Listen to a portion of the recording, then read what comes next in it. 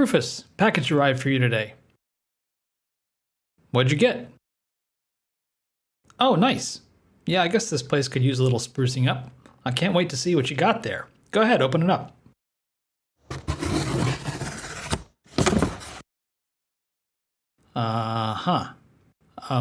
What do you think that is, Rufus?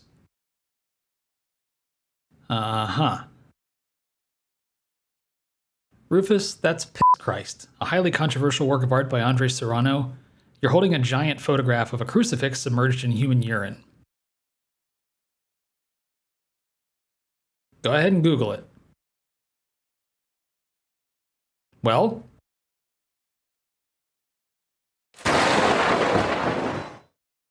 Oh, shit. Rufus, I think you just got smoted. Smited? Smitten? What's the past tense of that verb? You know, this is actually pretty convenient. I was thinking about doing a video on words for angering the gods. Blackboard! Well, let's start with smite, while Rufus is still smoldering from his unfortunate celestial incineration. What exactly is the past tense of smite? Is it smote? Smited? Smitten? Smoted? This gives us a chance to talk about an important concept in the development of English, strong and weak verbs. We can categorize verbs in ye olde English according to how they formed their past tense, or preterite, in fancy grammar talk. The word preterite, if you're curious, comes from the Latin preposition praeter, meaning beyond, and ire, to go. Anyway, Old English verbs generally form their preterite in two ways, either by changing the stem vowel or by adding a suffix. The vowel-changing verbs are called strong, and the suffix verbs are called weak. You may have already realized that we still have this distinction in modern English verbs. Compare words like sing, write, and run with other verbs like jump, walk, or look.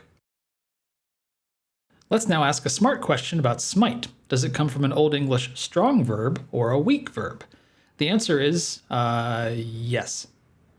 That is, you can find the verb smite appearing with both strong and weak preterite forms throughout various regional dialects of Middle English, which is why the word still has both strong and weak forms today. If you look up smite in a dictionary, it'll tell you that it means to hit or strike, and you'll see that both the strong paradigm, smite, smote, smitten, and the weak paradigm, smite, smited, smited, are both standard usage. Interestingly, though, we only use the strong participle form smitten when we mean love-struck specifically. Smited just won't do in that case. Did you even realize that that lovely little adjective smitten comes from this same verb? Moving on. Let's see.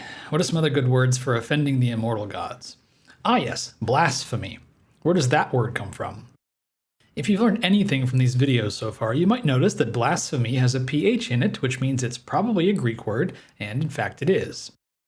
Let's start with the femi part then. It's the same root that we see in the word euphemism, which literally means speaking well or nicely. Eu, well and good, plus phemi, speak. The blas part of blasphemy probably comes from the Greek verb blopto, meaning hinder or damage. So blasphemy is something like damaging speech. The word already had the specific meaning of profane or irreverent speech about God all the way back in Old English, so it must have acquired that sense more than 800 years ago. I notice I just accidentally slipped profane in there, so let's do that one quickly. It probably comes from the late Latin phrase profano, literally in front of the temple. The idea being that the holy people were inside the temple, so if you are profano, you must not be among the religiously initiated. How profane. Okay, back to the Greek words. If you're a blasphemer, you might also be called an iconoclast. Now this word in modern English refers to somebody who, according to the OED, assails or attacks cherished beliefs or venerated institutions on the ground that they are erroneous or pernicious. The word was much more literal in its early history, though. Iconoclast means breaker of images in Greek, with images here specifically referring to religious iconography, statues and paintings of religious figures. Eikon in Greek means a visual representation of something, an image, and the verb klao means break.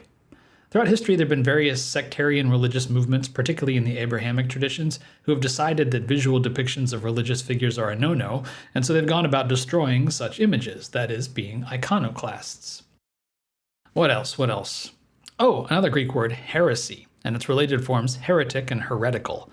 This word comes from the noun hieresis, which in ancient Greek meant a choosing for oneself, and by extension referred to a system of philosophic principles, that is, the beliefs that one takes for oneself. It didn't acquire the meaning that we now associate with opposition to official religious doctrines like Catholicism for several centuries. The word first appears in Latin, but obviously borrowed from Greek, in this context from the Edict of Thessalonica in 380 CE, the relevant part of which I'll quote here. Hanc legem sequentes Christianiorum Catholicorum nomen iubemus amplecti, reliquos vero dementes vesanosque judicantes heretici dogmatis infamiam sustinere. My translation, we order the ones following this law to embrace the name Catholic Christians, and indeed we order the rest, whom we judge to be crazy and foolish, to bear the disgrace of heretical doctrine. So the word had already long since acquired its religious connotations by the time it made its way into Old English. And I suppose there's one last pair of related Greek words we should have a look at while we're here. Orthodox and its opposite, heterodox. Clearly they both share the dox part, so maybe we'll start there. Doxa means opinion or judgment in Greek. You probably already know the prefix hetero for other, so heterodoxy is literally just having another opinion. Doesn't sound so blasphemous, actually. It makes more sense when you understand heterodox as the opposite of orthodox, which means correct opinion. Orthos means right, true, or correct. Think of an orthodontist, someone who corrects your teeth. So having a heterodox view is not just having another opinion, but having a wrong opinion, specifically one that goes against official church doctrine. You might be asking why heterodox is the opposite of orthodox when we also have the word unorthodox, which is clearly a more straightforward negation.